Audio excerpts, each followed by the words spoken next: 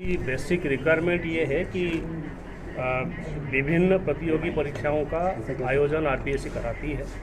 वो नियम कानून कायदे से अनुरूप हो, पारदर्शिता के साथ हो और बिना किसी प्रॉब्लम से हो। ये इसका बेसिक काम है, बेसिक कर्तव्य है। और चयन करने की प्रक्रिया ऐसी हो कि जिसपे जो भी कॉम्पिटिटिव एग्ज़ाम में पार्टिसिपेट कर रहे हैं उनके उस प्रक्रिया के प्रति भरोसा हो। तो ये यहाँ का काम का बेसिक जिसको आप कहते हैं बेसिक काम है और इसी काम का ही प्राथमिकता है। सर, अगर बात करें तो पहली चुनौती कहीं ना कहीं आरएफ की मुख्य परीक्षा जो 17-18 तारीख को होनी है, वो कहीं ना कहीं है सफलतापूर्वक परीक्षा करानी है। कुछ लोग डिमांड कर रहे हैं चेंज करने का, वो नॉलेज में है, लेकिन मैं अभी जस्ट ज्वाइन ही किया हूँ। इस इशू के बाकी जो पहलू हैं वो ना तो मेरे ध्यान में है ना मैंने चेक किया, उस पर अभी मैं कोई कमेंट नहीं कर पाऊँगा कि इस पर क्या होगा क्या नहीं होगा। सर, कई परीक्षा लीक जैसे मामले जो है वो सामने आते हैं। डीजीपी रहते हुए एफआईटी का गठन हुआ था और आपने बारीकी से उनको देखा भी है, तो कहीं ना कहीं अब और भी फ़ायदा होगा उन जाँचों के अंदर और आपको जानकारी भी ज़्यादा है उन चीज़ों की, तो किस तरीके से नहीं, एसआईटी के द्वारा जो विभिन्न परीक्षाओं में माल प्रैक्टिसेस की इन्वेस्टिगेशन हुए और उस इन्वेस्टिगेशन में किस प्रकार से किस तरीके से गलत रास्ता लोगों ने अपनाया उसकी जानकारी मुझे है। ये बात सही है, उसका नॉलेज है और कोशिश होगी उस नॉलेज को ध्यान में रखते हुए आगे परीक्षाएं में कोई दिक्कत परेशानी नहीं आए उसकी प्रयास करेंगे।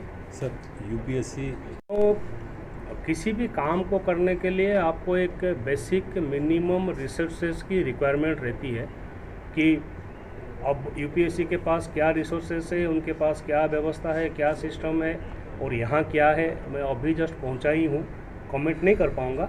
बट यूपीएससी का जैसे आप बता रहे हैं कि टाइम टेबल के अनुसार और समय से चीज़ें पूरी होती है, वो आइडियल सिचुएशन है, होना चाहिए, इसमें कोई दो राय तो है नहीं। सर, पिछले कुछ समय से ट्रांसपेरेंसी का जो परीक्षा कंडक्ट कराने का जो व्यवस्था है वो ऐसी एक व्यवस्था है कि उसमें से कई सारे चीज़ों को आपको गोपनीय रखना ही पड़ेगा, परंतु तरीका ऐसी होनी चाहिए उसमें लोगों के परीक्षा देने वाले कॉम्पिटिटिव यूथ के उनकी भरोसा होना चाहिए कि नहीं, जो प्रक्रिया चल रही है उस प्रक्रिया सही चल रही है और सभी को बराबर की दृष्टि से देखती है, तो फिर आगे कोई दिक्कत नहीं है उसमें।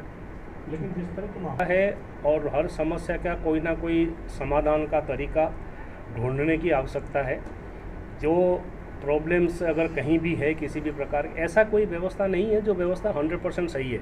हर व्यवस्था में कुछ ना कुछ रिव्यू करके सुधार करने की गुंजाइश हर वक्त रहती है।